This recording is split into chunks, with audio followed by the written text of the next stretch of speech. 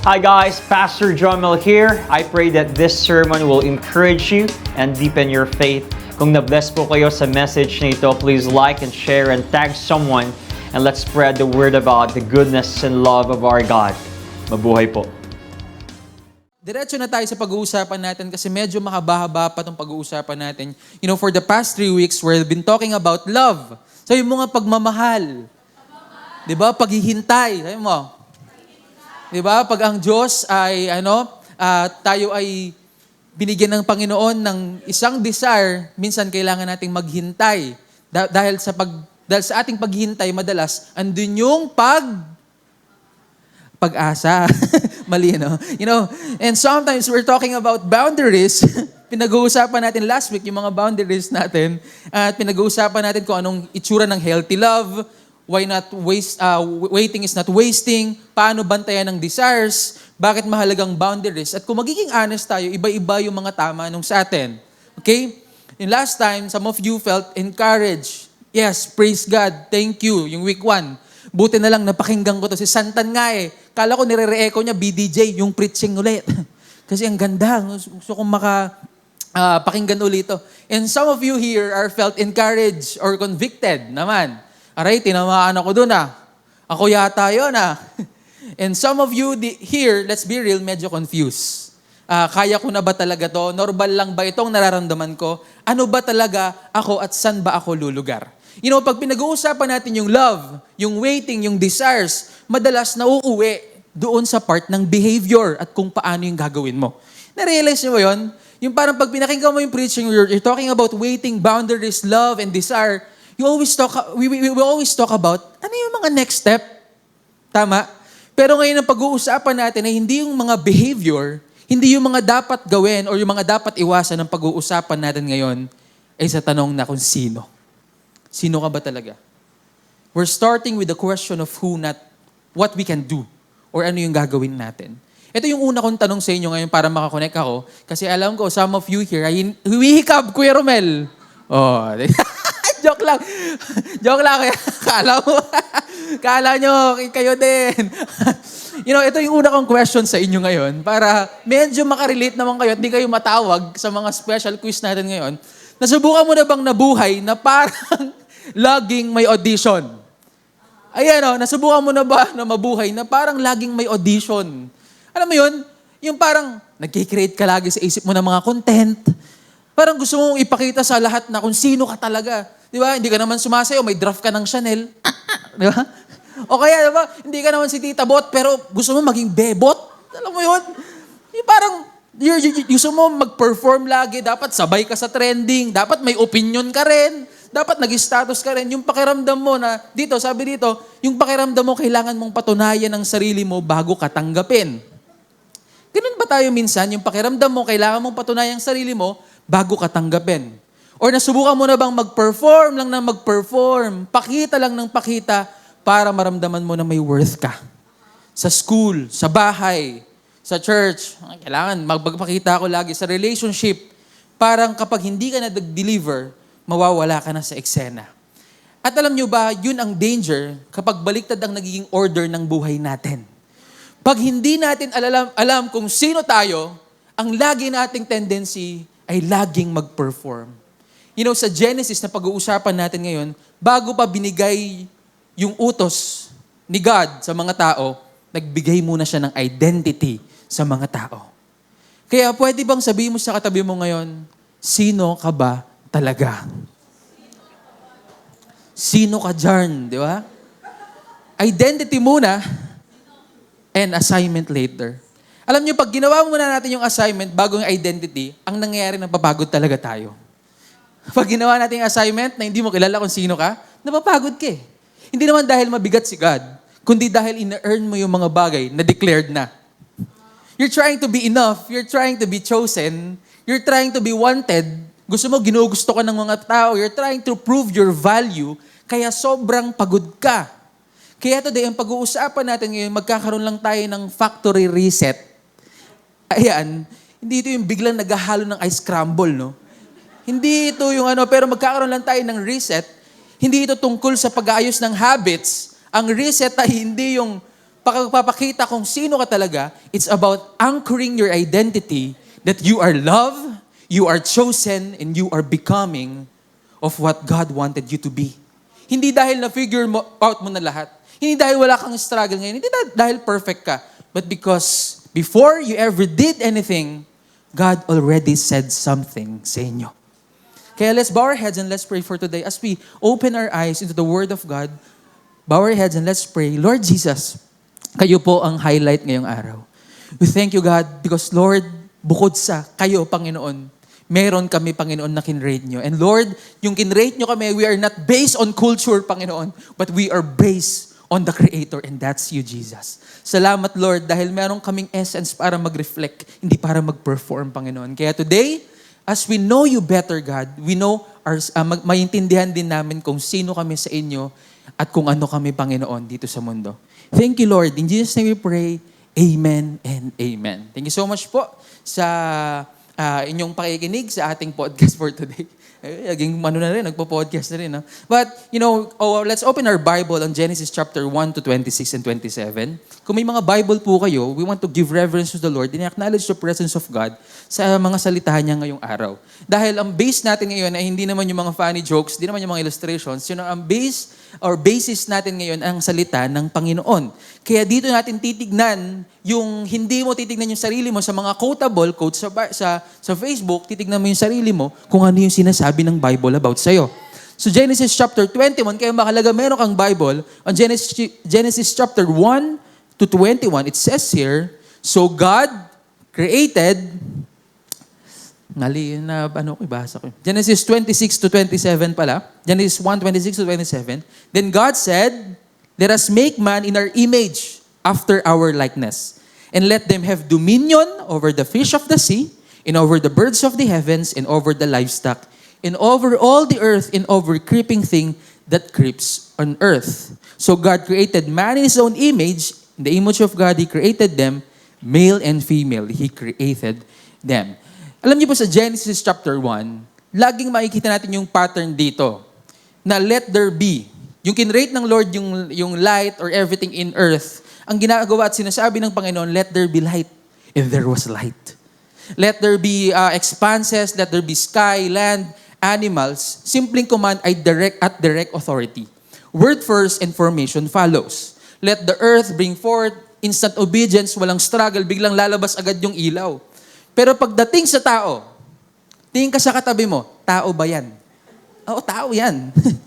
Pero pagdating sa tao, nung kinreate yung taong yan, hindi sinabi ng Lord, let there be, pero sinabi niya, let us make man in our image. Para bagang merong deliberation. You're getting it? Merong divine intention, merong pause, merong sacred pause na parang nag-usap yung mga tao dun sa langit. Parang lahat ng creation, nung tao na yung gagawin, merong divine conversion na tinatawag. Merong usapan. Ibig sabihin, iba ang level nung tinignan mong katabi mo ngayon. Iba yung dignity niyan at iba yung design niyan, and that tells you something. Bakit? Because your existence is not accidental, it is intentional. Yung katulad mo na tao ngayon, yung tumitingin sa akin, yung humihikab. Kuya Romel, di na ikaw ito, agatago ka dyan ha. Pero, I just want to tell you this, merong deliberation nung kinreate ka. Nag-usap-usap yung mga pinaka-importanteng beings sa langit, ibig sabihin, hindi ka glitch sa system. Pinaka-importante, hindi ka napulot sa tae ng kalabaw na sinasabi ng mga kapatid mo. Hindi ka extra sa cast ng mundo, hindi ka random, you were intentionally made. Maganda, malaman muna po natin yan.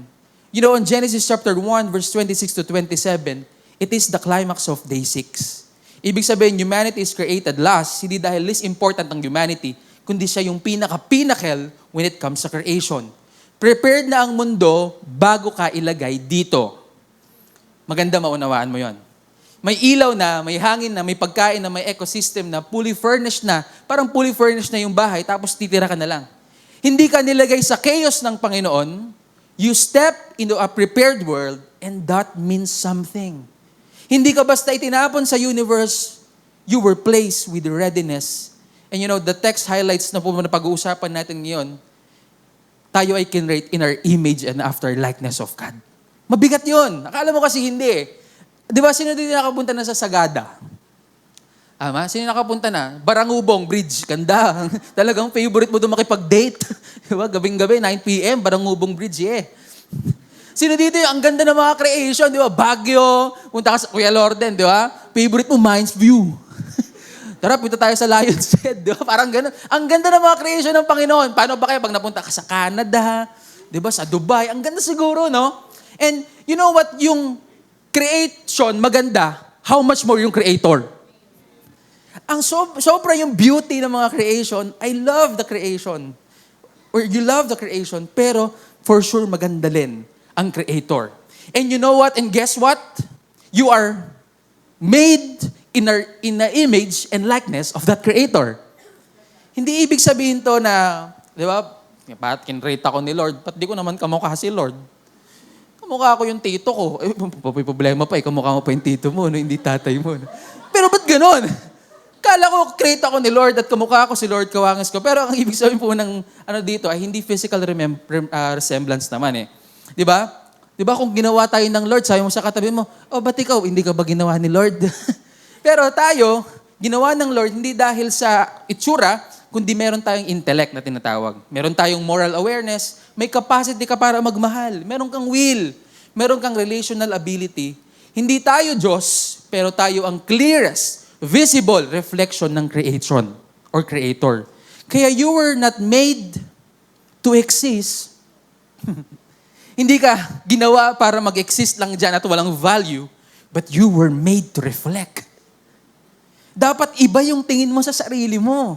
Hindi ka basta-basta lang. Hindi ka basta, ikaw yung ini-Indian na tao, hindi ka pinapahalaga, hindi ka sineseryoso, hindi ikaw yon. You were not made to exist, but you were made to reflect. Hindi para mag-compete, hindi para mag-compare, hindi para mag-perform, but to reflect. Because sometimes, if you don't know this truth, lagi ang buhay mo, akala mo, kailangan mag-perform.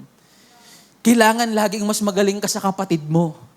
Dapat yung kapatid ko, ako binibigyan niya ako lagi, sa magulang ko, favorite niyang bigay sa akin, pork chop, kay Truman ketchup, di ba? Di ako favorite kasi di ako naglilinis ng bahay eh. But you know what? It's not about performance. It's about reflecting the Creator na nag-create sa'yo. And number 2, you are to take dominion. Alam mo yung dominion? Yung pag yung piatos na hulog, kinain mo ang dominion. Ang dominion, ayoko yun. Ayoko kainin. Yung mga yung mga YA sa likod, Di na gets ka, Kate Andrea. Di mo ako naintindihan, porque tayo, di ba? Favorite na mga YA panoorin ngayon, di ba? Yung ako si Coke. Kainin mo ako. Di ba? Napupuyat tayo dun eh. Ako si Coke, ako si Buko. Kainin mo ako. Nasustansya ka naman po. But, yung mga AI, gets nyo ba yun? Yung mga trend tayo, AI favorite, yan yung Cocomelon namin. Kala nyo But, man, you are born to take and to rule and dominion. Okay? Alam nyo na ibig sabihin ng dominion. Bakit? Image. Yung kinrate tayo ng Panginoon, we are to take responsibility. Being made in God's image, ibig sabihin we're representing God. Okay. We are ruled under God. Hindi tayo ultimate boss, pero representative tayo ng Diyos. Meaning, may dignity ka. May purpose ka. Hindi ka filler character. Alam niyo yung favorite metaphor ko nung, ito yung favorite ni Sir Tony ito pag sinasabi nila. Yung, alam mo yung dati, ako si sperm cell. Ay. Alam niyo mo minsan, tayo dati, bago tayo na-create, di ba, sperm cell ka pa lang. Kidding aside, or di ba? Sa biology naman, alam naman natin to. Yung sperm cell, kahit favorite ko metaphor to, yung sperm cell ka pa lang, ang dami, nakipagpaligsahan, di ba? Milyon. Talagang ang dami, mga gano'n, siniko-siko mo sila. May kamay ka ba nun? Ganyan. Pero, sa dami ng mga cells na yon, isa ka sa mga nakarating. Isa ka sa mga nakapunta. Isa lang ang magiging buhay eh. And that was you. Ibig sabihin, out of millions, ikaw ang nauna. Hindi ka random accident ng biology, menong meaning moment na agad sa buhay mo. You are to take dominion, di ba? Ako si cells. And number 3, Kaya hindi ka basta-basta. Sabi mo sa katabi mo, man, hindi ka basta-basta. Hindi ka basta pang situationship lang. You are to take dominion. You are to take responsibility sa creation or sa itsura na meron ka. And number 3, male and female, He created them. I don't need to argue with this. Male and female, He created them. But both are image bearers. Sabi nga ni Truman kanina, ako, lalaki, yeah. Pero sabi niya, di ba? Nakalimutan ko yung script mo. Pero, both image bearers, ibig sabihin, equal dignity, equal worth, and same mission. Magkaiba lang yung design, pero pareho ang value. And notice this carefully, lahat ng sinabi ko ngayon, okay, listen to this. Lahat ng sinabi ko ngayon, bago pa pumasok ang kasalanan, yun na yung identity natin. Before the fall, before the shame, before ang confusion, Scripture already answered, who are we? Kung sino kayo, yung tanong mo kanina, you are created by God. You are not self-created. You are not culture-created. You are not relationship-defined na kapag wala, parang ang lungkot ng buhay mo. But you are created by God and you reflect God's image and that word alone stabilize your identity. So bakit, ang tanong ko sa inyo, Gen Z, hinahayaan mo ang body standards, social media trends, like at followers, relationship status, aesthetic ng mundo, mag-define kung sino yung worth mo. You know, itong mga bagay na sinabi ko, ito yung mga shifting. Ito yung mga seasonal lang. Mga bagay na gawa lang din ng tao. Pero ikaw, image barrier ka ng Panginoon. Tapos, bakit mo binibase ang identity mo sa algorithm lang? Sa likes, suppose. You know, if we are made in the image of God, why let trends decide your value? You know, let the Creator define you, not His creation. You are not to defined by the creation. Sila ay created lang din. But here's the truth. Bago ka pa ginusto ng mga tao sa paligid mo. Bago ka pa ginusto ng mundo, you are designed before you are desired. Point number 1. Alabas dyan. Pipindutin ni Santan. You are designed before you are desired.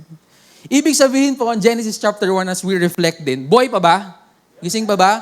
Pag joke, tawa. Pag seryoso, scripture, antok. It boldly, Genesis chapter 1 na binanggit po natin kanina, it boldly declares it. Bago ka pa napansin, nilikha ka na. Bago ka pa pinili ng tao, binuo ka na ng Diyos. Bago pa nagkaroon ng opinion ang mundo tungkol sa'yo, may desisyon na ang Diyos tungkol sa'yo. At hindi to casual yung desisyon na to. Hindi, kinreate ka sa image niya. That's good. Sa lahat ng nilikha, dagat, bituin at bundok. Nakita ko sa inyo mga mata. Sa lahat ng mga kinreate, alam nyo, walang ni isa na sinabi ng Diyos na kinreate niya sa image, ikaw lang. Pagdating sa tao nung kinreate ka na merong divine pause, that means your dignity is elevated. Sabihin mo sa katabi mo, hindi ka basta-basta. Hindi ka just. Hindi ka ginawa para mag-exist. Ginawa ka para mag-reflect. Because let's be honest, alam nyo po, magiging honest lang ako sa inyo. Kaya ako naman sinabi to. Bakit? Maybe hindi nagmamatter sa'yo kasi wala pa yung illustration. Pero merong 3 hidden questions lagi kasi ang mga Gen Z ngayon. Number 1, may nakakapansin ba sa akin? Kapag may nag-like dun sa picture mo, okay ka. Gumagaan yung mood mo. Pero kapag ang nag-like lang yung mama mo at saka yung dami account mo, talaga pinugian ko na eh. Talagang dun sa ADV ko, talagang nag-picture ako eh. Pero wala pa rin nag-like, feeling mo, tahimik na yung mundo mo. Sin zone ka na, overthink, malala na. Number 2, ito yung mga questions ng mga Gen Z sa akin, may pumipili ba sa akin? If ever ba, may magkakagusto ba sa akin sa ugali kong to? Sa itsura kong ito? May magkakagusto ba sa akin? Crush, kaya yung mga tanong ng mga tao, crush ka ba? Type ka ba? Ang unang usapan, may EA ka ba ngayon, kausap? May ka-talking stage ka ba ngayon? And sometimes, our value, naka-base sa relationship status mo. Kapag may nagkugusto sa'yo, may nag-glow ka. Kapag wala, parang may kulang. Di ba? Minsan na nga lang may magkagusto sa akin, Kuya Jay. Yung puso na sanuno pa dun sa likod ng bahay namin, tiga mo yung kamay ko, di na pantay. Di ba? Minsan na magkagusto sa'yo di ba? And sometimes, walang nagkaagusto sa'yo, walang nakakapansin sa'yo dahil sa mga social media values mo, bumabaa yung tingin mo sa sarili mo na hindi naman dapat. And number 3, relevant ba ako? Yan yung mga tanong. Kapag trending ka, may value ka. Kapag tahimik yung feed mo, para kang invisible. Kaya yung mga Gen Z ngayon, instead of making themselves known sa pag-aaral, sa pagbibuild ng sarili, sa pag-i-invest sa knowledge, ang ginagawa nila, gusto lang nilang mag-post makilala. Instead na, tahimik lang yung mundo mo habang nag-aaral ka, hindi ba investment yon? Kasi minsan, naka-base yung worth natin dun sa mga likes sa page natin. Parang kailangan mo mag-perform para mapansin ka. Identity natin ngayon, based on reaction. Worth based on response. Value based on visibility. Pero Genesis chapter 1 says something radical. Before there was a crowd na pumapansin sa'yo, there was a creator. Before there was a timeline, there was a divine intention. Before anyone desired someone like you, you are designed by God. At nung kinreate ka ng Panginoon, hindi niya sinabi na, okay lang. Hindi, ang sabi niya, you are very good. Ikaw ang isa sa pinakamagandang creation ng Panginoon. Bakit? Kasi you reflect the image of God. Ibig sabihin, hindi crowdsource ang value mo. Hindi poll-based yung value mo, hindi ka algorithm-dependent. It was creator-declared. So kung walang magme-message sa'yo ngayon, hindi mababawasan yung worth mo. Kung wala kang kausap na ngayon na 3, hindi mababawasan yung worth mo. Kung walang pumili sa'yo, hindi ka nagiging less valuable. Kung hindi ka trending, hindi ka nagiging irrelevant because your value didn't start in the notification bar. It started when God created you. Can I hear an amen? Psalms 139 verse 14, sabi dito, I praise you. Ito yung sulat ni David, Psalms 139 verse 39:14. I praise you, for I am fearfully and wonderfully made. Wonderful are your works, my soul knows it very well. Men, children or Gen Zs, you are fearfully and wonderfully made by God. Nung kinikreate ka ng Panginoon, tuwang-tuwa siya. Danny, look at this verse. Ikaw ay fearfully, katakot-takot kang ginawa na, ganun ba yun? Ng Panginoon. Wala ka kasi dito, Danny. Ba't nandyan ka ngayon? Ayaw mo nang ma-mention, ha? Nasa script yun, eh. Out of script ka ngayon, ha? You are wonderfully and fearfully made by the Lord. Amen? Hindi ka mass-produce. Unique ka. Lahat ng ginawa sa'yo ay intention ng Panginoon. Ephesians 2:10, sabi dito, ang bigat itong verse na to. For we are His workmanship, created in Christ Jesus for good works, which God prepared beforehand that we should walk in them. Pag sinabing you are workmanship, Gen Z, inikab oh. Pag sinabing workmanship, ibig sabihin, come on Gen Z, ikaw yung best creation ng Panginoon. Nung kinikreate ka ng Panginoon, tuwang-tuwa yung puso niya. Because you are His best creation.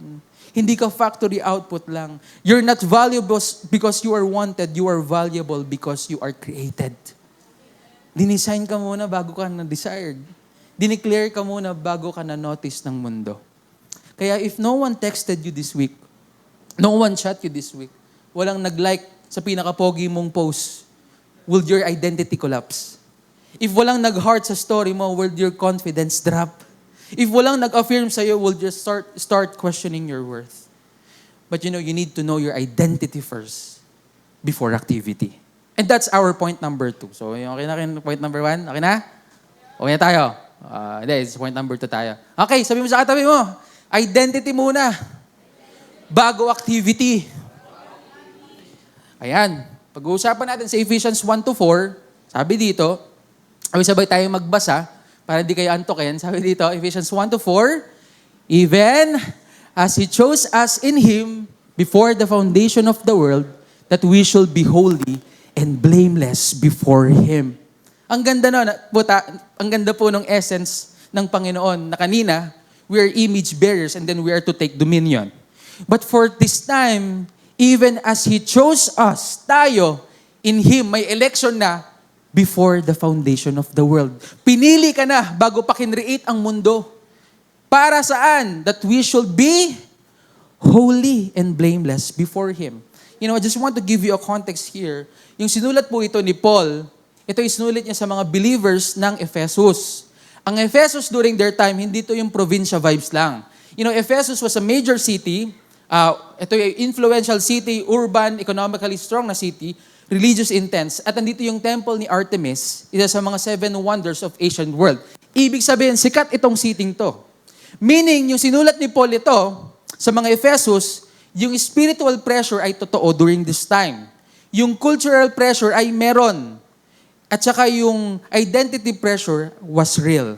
And back then, yung kanilang identity sobrang importante to the point na mas pinapahalagan nila yung citizenship nila, yung family name nila, yung social class nila, yung religious affiliation nila, kaysa dun sa relasyon nila sa Panginoon.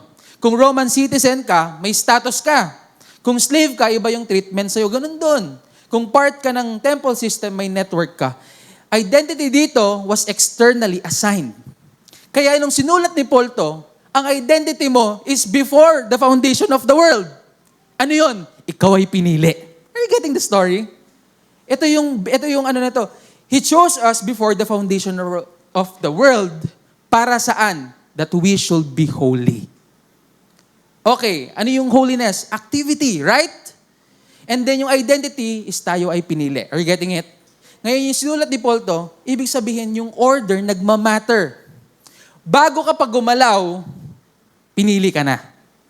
Hindi niya sinabi na kailangan mag-perform ka muna para piliin kita. Hindi niya sinabi yon. Ang sinabi niya, pinili kita, kaya kailangan mag-perform. Election is the cause, holiness is the result. Kaya before ka pa nag-perform, before ka pa nag-fail, before pa nag-fail yung performance mo, chosen ka na. Identity here is not reactive, it is rooted in God's eternal will. Holiness and then is not earning acceptance. It is living from acceptance. Bakit ko sinasabi to? Kasi mamaya, pag-uusapan natin a little bit, konti na lang. Tapigin mo yung katabi mo, humikab eh. Huwag kang aantokin, sabi mo. Ito na. Ang formula po ni Paul, yung sinabi itong Ephesians chapter 1 ba to? 1 verse 4, is hindi work, earn, and then become. Okay. Hindi po yon. Hindi work, earn, and then become. Yun yung nire-require sa atin ng mundo. Kailangan mag-work ka muna, kailangan mag-earn ka muna, and then baka i-value kita ng konti. Pero ang binigay sa atin ng formula ni Paul, and of course, ni God, you are chosen first. Tapos binilong ka sa community ng mga believers and then you can live accordingly and become holy. Ano implication sa atin nun? Let's make this practical, no? Maganda mauna muna yung clarity sa identity mo. Maganda malinaw muna yung pagkikilala mo sa sarili mo that you are chosen bago ka gumalaw. Dapat kilala mo muna si Lord at siguraduhin mo kung sino ka bago ka gumalaw. Kasi kapag hindi mo alam yung identity mo, panay ka movement, pagdating sa pag-ibig, uhaw na uhaw ka. Kasi hindi mo kilala kung sino ka. Parang kailangan, di ba?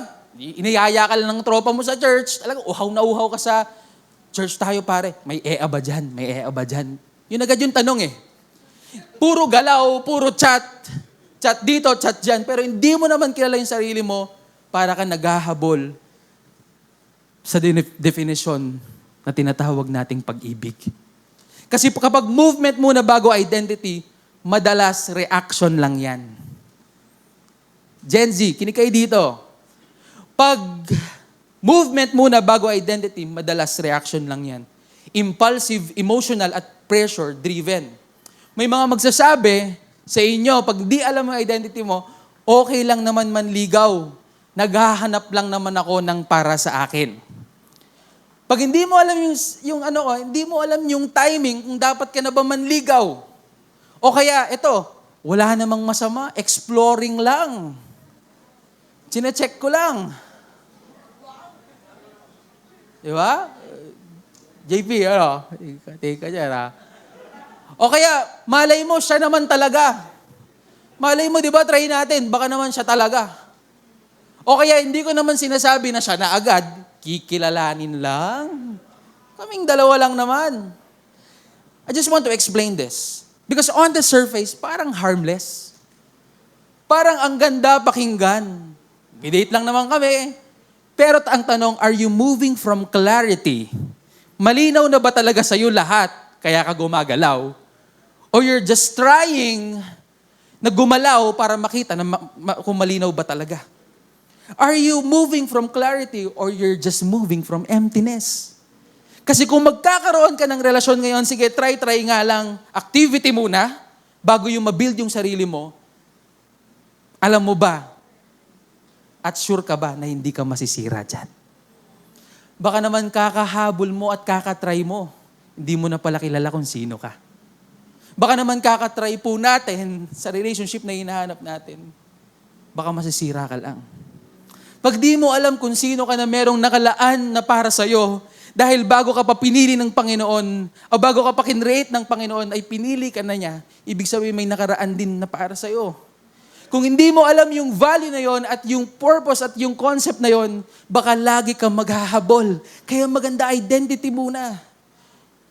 Kasi pag hindi natin alam kung sino ka na meron nilagay ang Lord para sa'yo, lahat ng babae liligawan mo. Lahat ng lalaki, open ka sa kanila.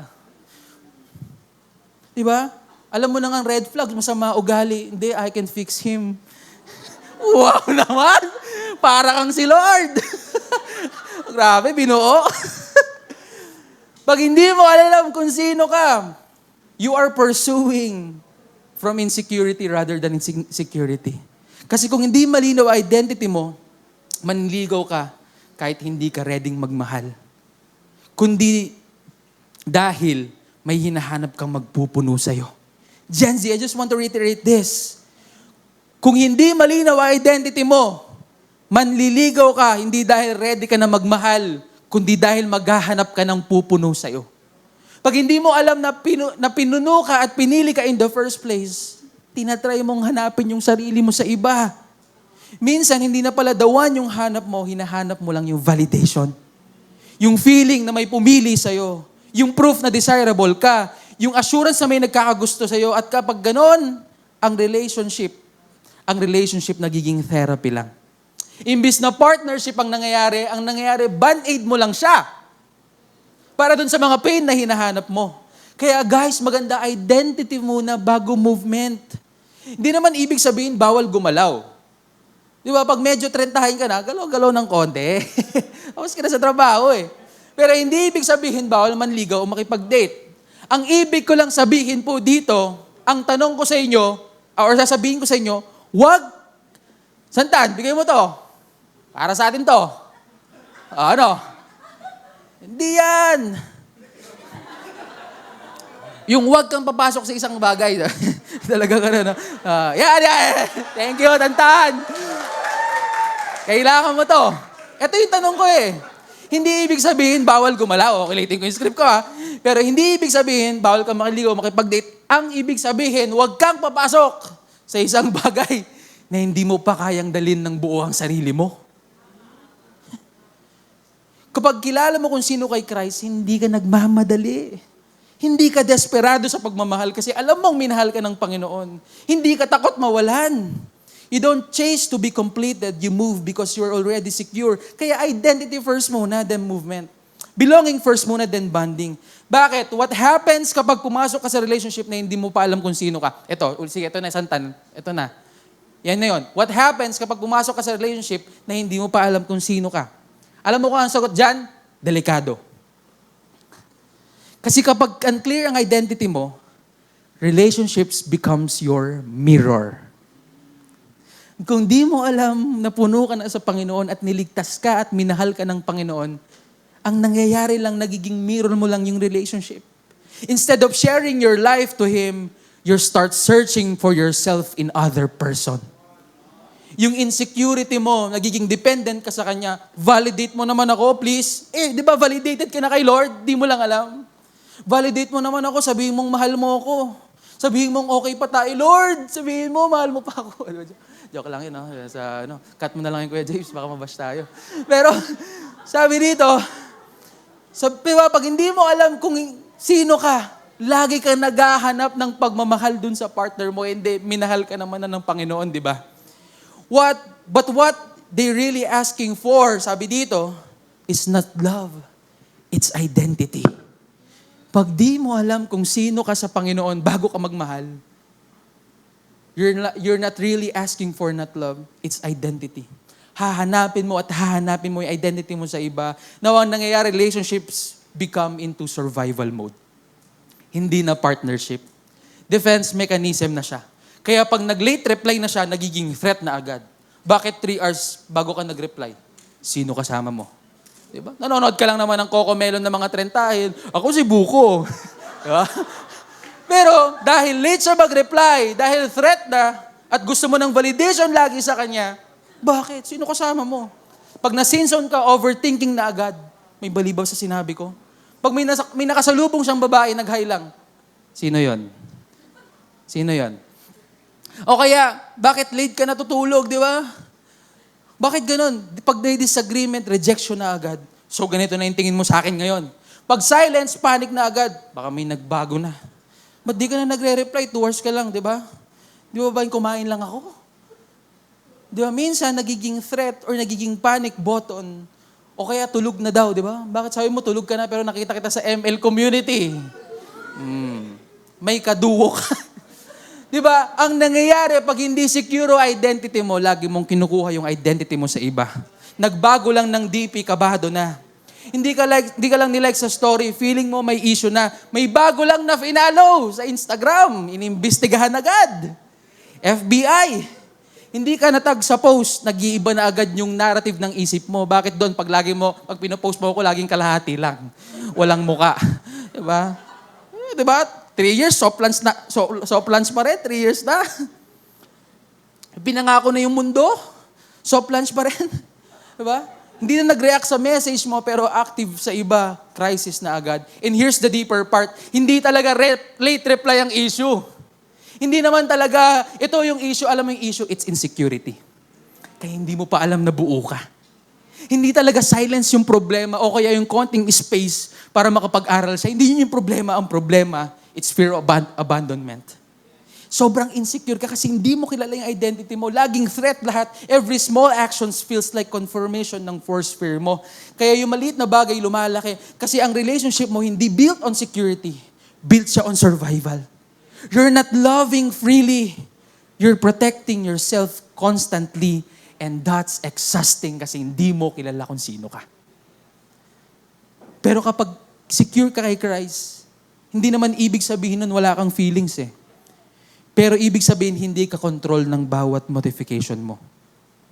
Hindi ka natitinig ng bawat mood shift. You respond, you don't react because your identity is anchored.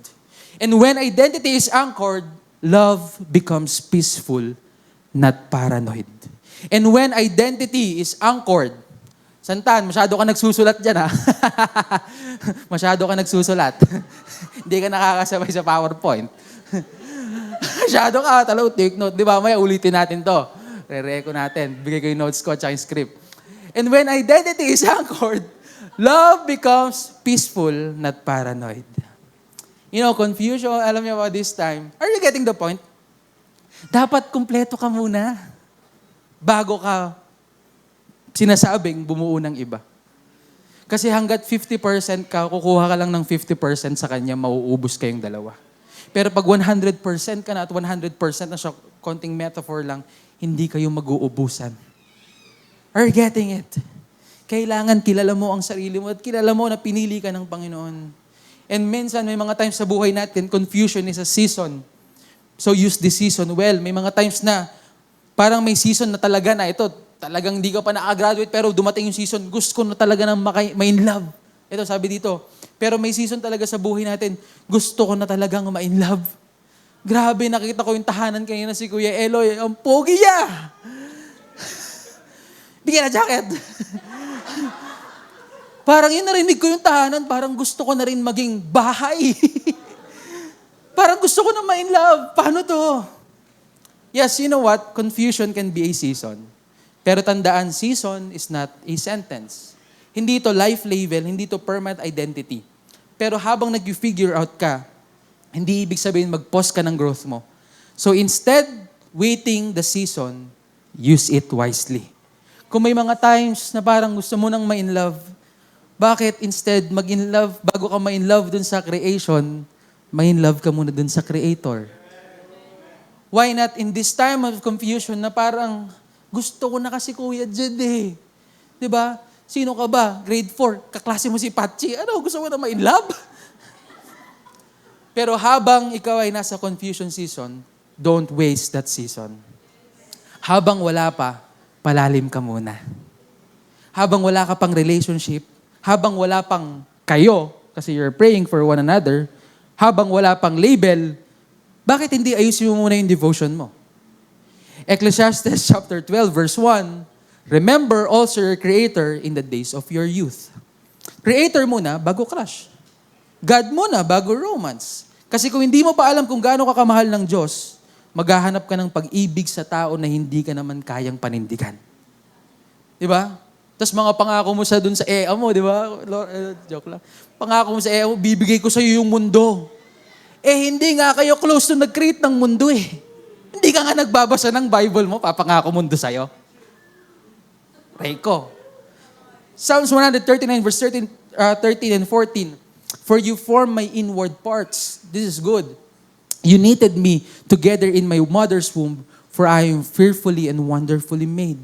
Bakit hindi mo muna tignan kung sino yung creator mo? Alam niyo, pag mas mamahalin mo ang sarili mo at ang ibang tao kapag alam mong mahal ka ni Lord. Kaya wag ka munang humanap ng validation sa mundo. Open mo to, pinakamasarap na love letter na mararanasan mo. Kaya you know what, minsan ito yung napansin ko sa tao eh. Kapag na-experience ko at nag-devotion ako, nakikita kong mahal na mahal ako ni Lord, mas minamahal ko yung ibang tao. Bakit? Kasi sabi dito sa 1 John 4:9, we love because He first loved us. Kaya ka merong ability magmahal ay hindi naman dahil nakuha mo yung pagmamahal na yun sa mundo. Hindi. Merong unang nagmahal sa iyo. At yun si Jesus. Kaya kapag secure ka ng love ni God, hindi ka desperate sa attention. Hindi ka mabilis ma-attach. Diba? Nilibre ka lang ng kwek-kwek. Oh, yung sweet naman niya. Diba? Dinilahan ka lang ng dinaan ka lang sa Walter, dun sa Momoyo. Nilibre natin 80 pesos na ice cream. Grabe, parang talagang binigay niya yung buhay niya sa akin. Momoyo lang yun.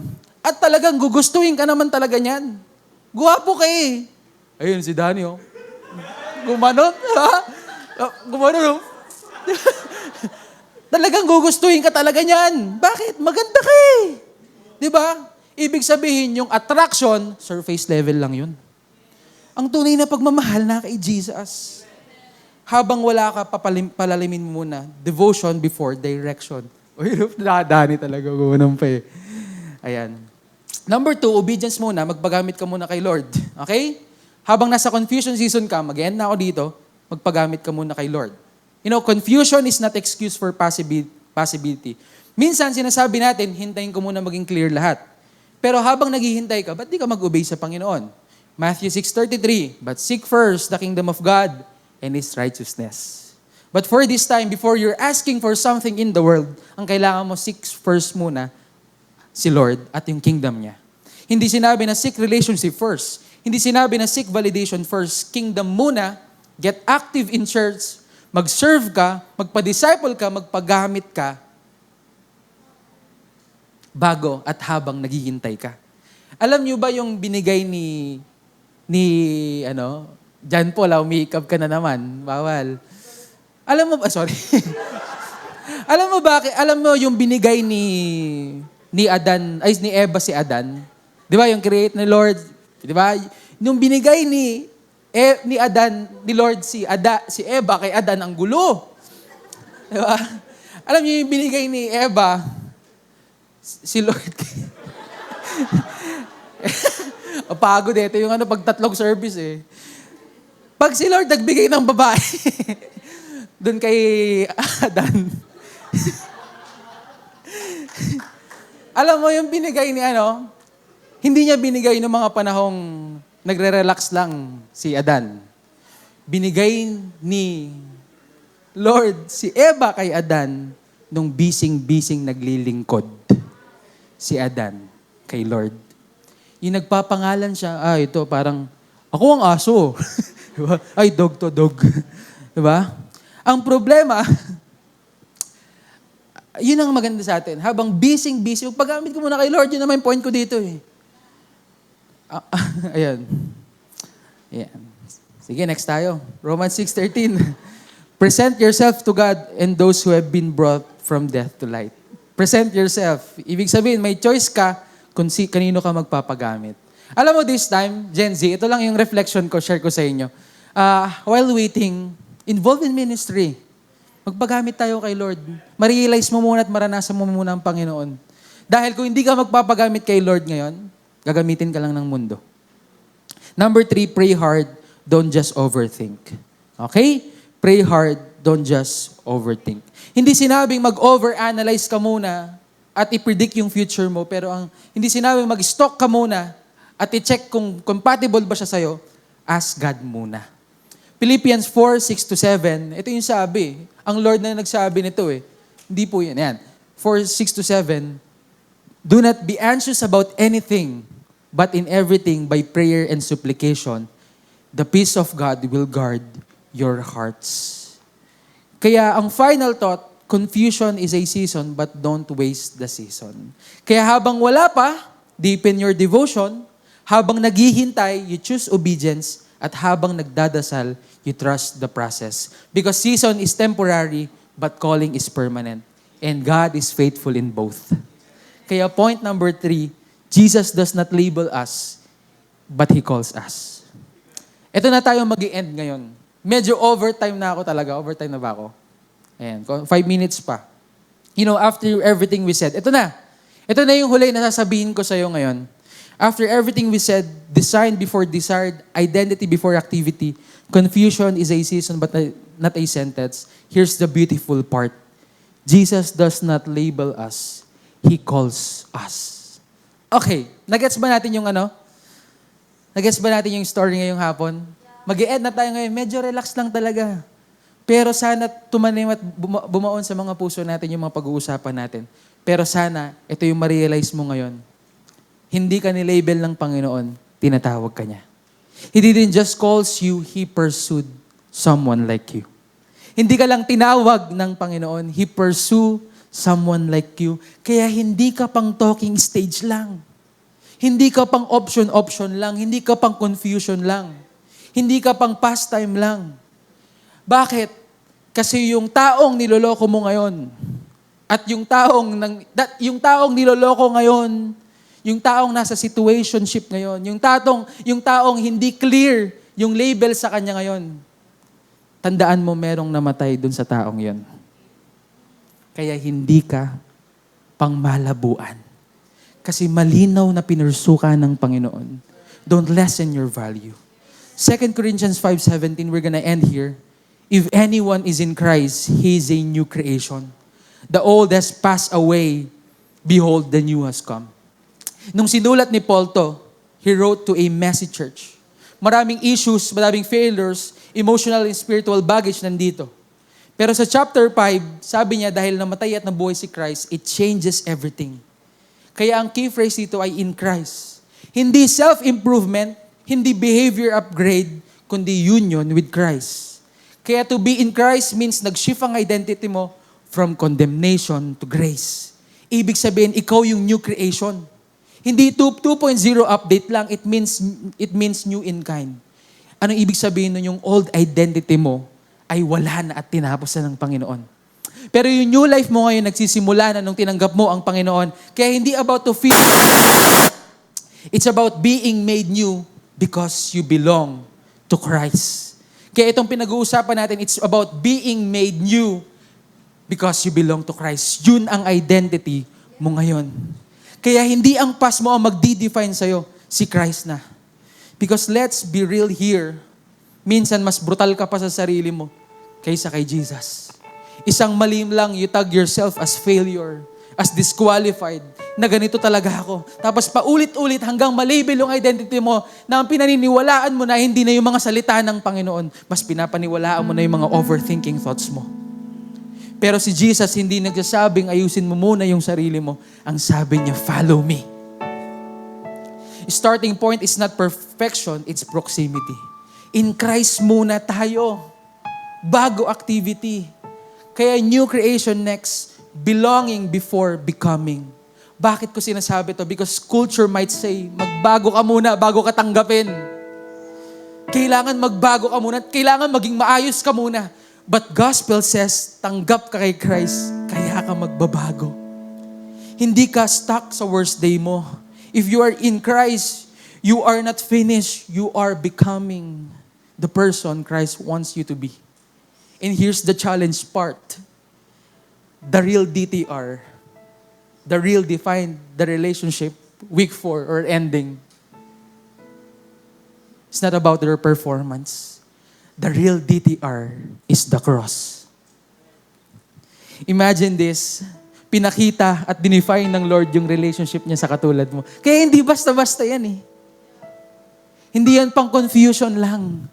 Merong namatay dyan sa katabi mo. Merong pumili dyan. At to the point na nung pinili niya yan, yun yung point na pinili niya rin ibigay yung buhay niya para sa taong yan. Kaya hindi lang to group chat, no? Hindi lang private message kung paano dinefine ni Lord yung pagmamahal niya sa'yo. Hindi secret situationship, kundi public, open, and visible. Ganon dinefine ng Diyos ang relationship niya sa atin. And I just want to tell you this. Gets deeper today. Romans 5:8 says, but God show His love for us in that while we're still sinners, Christ died for us. Kanina abang nag-worship tayo, naiyak ako eh. Hindi dahil emotional ako or nakakaiyak naman. Hindi ganun eh. Dahil nare-realize ko yung pagmamahal ng Panginoon. Bakit ako? Bakit ako napili? Meron bang kapili-pili sa akin? Pero hindi sinabi ng verse na while nagbabago siya, while nagiging okay yung buhay niya, while nagpa-perform siya, minahal siya ng Panginoon. Hindi. Ang sabi ng verse, malinaw. Minahal tayo ng Panginoon while we're still sinners. Noong mga panahon na hindi ka kagamit-gamit. Noong mga panahon na hindi ka gusto ng mga tao. Noong mga panahon na hindi ka perfect. Noong mga panahon na hindi ka pa gusto ng kahit nino man, minahal ka ng Panginoon at dun siya namatay para sa'yo. And here's the real DTR. Hindi niya lang sinabi, hindi lang niya pinafeel, ipinakita niya. At saan niya pinakita? Hindi dun sa mga soft lunch na alam niyo. Hindi dun sa kalahati lang ng buka mo, pinopost. Pinakita niya saan? Kung paano niya dinefine yung relationship niya sa'yo. Pinakita niya sa cross. Men, the cross, it was so messy. Alam niyo, next week ba yun? Ipagdiriwang natin yung mahal na araw. Next week ba yun? Or next week? Di alam eh, nalito, no? Pero you know what? You know the picture already. Yung may nakita nga lang parang nagpepenetensa dyan, parang kadiri, no? Pero alam mo ba, na yung ginawa ni Lord sa'yo nakakadiri. Bakit? Kasi si Lord perfect. Walang bahid ng kahit anong karumihan. Pero inako niya yung kasalanan mo para lang mapakita niya na mahal ka niya. That's how God love you. A person, someone like you. Nakakadiri yung ginawa ng Panginoon. Alam niyo kung bakit? Kasi bakit ako mamahalin ng Panginoon? Nakakadiri ako. Pero hindi lang basta-basta, hindi lang sabi-sabi. Yung pinakita ng Panginoon sa akin, namatay siya para sa katulad ko. It was brutal. It was bloody. It was public. Ginawa niya yon sa harap ng mga lungsod. Sa harap ng mga religious leaders, sa harap ng mga nagsasabing, crucify Him. The cross was not discreet. Ganito, dinefine ni Lord ang relationship niya sa katulad mo. It was a declaration. Parang sinasabi niya sa buong mundo. Alam niyo ba yung cross? Nung pinako si Jesus sa cross, nakahubad siya. Walang makikita kundi duguan yung mga mukha niya. Pinako siya sa cross. In the first place, hindi naman dapat kasi perfect siya. Pero dahil sa katulad ko, parang sinasabi ng Diyos ni Jesus sa buong mundo, ito ang sagot ko sa kasalanan mo. Ito ang sagot ko sa distansya mo. Ito ang DTR ko sa iyo. This is how I define my relationship sa iyo. Habang tayo lumalayo, siya yung lumalapit. Habang tayo yung nagtatago, siya yung umaakyat sa burol. Habang tayo yung may utang, siya yung nagbayad. You know what's beautiful in this story? Hindi niya ginawa yun nung panahong nagbago ka. Come on. Hindi niya ginawa yun yung panahong inaayos mo ang lahat. Ginawa niya yon while we're still sinners. Nung hindi ka pa consistent. Nung hindi ka pa clean. Nung hindi ka pa sure. Pero sure na ang Panginoon. And the cross was God saying publicly, I'm not ashamed to be associated with you. Hindi ako nahihiya na ipakita sa mundo na namatay ako sa katulad ni Lorden. Sa katulad ni JP. Sa katulad ni NG. You know, in Roman culture, crucifixion was shame. Nakakahiya. Pero kinuha lahat ng shame ni Jesus para maalis lang yung hiya mo. At dun niya dinefine ang relationship niya sa'yo. Hindi it depends eh. Hindi let's see. Hindi we'll talk. Pero it is finished. Tinapos na lahat ng Panginoon. Pinatawad ka na niya sa mga bagay na hindi mo mapatawad yung sarili mo. Pinatawad ka na ng Panginoon. Minahal ka niya to the point of death. At mahal ka ng Panginoon na binigay niya yung kaisang-isang anak niya para sa'yo. Kaya ngayon aakyat si Eloy. No? Tupito, ayun no, parang Avengers. Joke lang po, no? It is finished.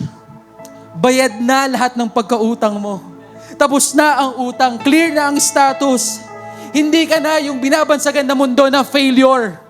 Ikaw yung isa sa mga minahal ng Panginoon. Bayad na, tapos na. You're not guessing where you stand. The cross settled it. Hindi ka option. Hindi ka afterthought o backup plan lang ni Lord. Hindi. Pinili ka na niya before the foundation of the world. You were pursued. Hindi ka lang kinreate ng Panginoon na pinag-usapan natin kanina. Nung kinreate ka ng Panginoon, medyo naligaw ka. Pero nung naligaw ka, anong ginawa niya? Binigay niya pa yung buhay niya para sa'yo. You're not just created. You are pursued. Kaya the Lord is telling you today, you are twice mine. Una, kinreate kita. Pangalawa, binili kita. Kaya kapag ang tanong mo ngayon, Lord, ano ba talaga tayo? Tingin ka lang sa cross. At doon niya sinabi, akin ka. Not because you're perfect. Come on, man. Not because you were perfect. Hindi dahil perfect ka or hindi dahil merong maganda sa'yo. But because He chose to love you first. Publicly, permanently, powerfully. Gen Z, listen to this. You're not chasing a distant, uninterested God. You are responding to our pursuing Savior. He created you, He sought you, and redeemed you. Kaya ngayon tatayo ka sa mga upuan mo. Hindi ka mahihiyang ideklara at i-worship ang taong naglingkod sa'yo, nagligtas sa'yo, nagmahal sa'yo. Ngayon mag-worship ka at iintindihin mo yung kanta. Okay lang ba yon? Alam niyo ba yung gusto ko maging ng mga Gen Z? Purihin yung Diyos na nagmahal sa Kanya. He redeemed you, kaya you're not disposable, man. You're not for situationship, man. Hindi ka para sa malabong relasyon. You are deeply loved. So, sino ka ba talaga? You are not your algorithm. You are not your last relapse. You are not your last temptation. You are not your confusion season. You are not your worst decision on 2 a.m. If you are in Christ, you are new. Not finished, pero bago. Hindi na katulad ng dati. Merong nagbago na dahil merong nagmahal sa'yo. Ngayon, buhay ka ngayon to tell a story. Gets mo na yung ano? Now, I'm alive. Gets ganun yun eh. In-explain, no? Nag-explain ng joke. Alam mo yan? Nag-explain ng joke sa ano. Nakakatawa yun eh. Pero I just want to tell you this, hindi ka dapat malungkot. Tama? Hindi ka dapat malungkot kasi hindi na ikaw yung shameful na tao. Ikaw yung taong bago na. Yung taong niligtas na. Yung taong minahal na.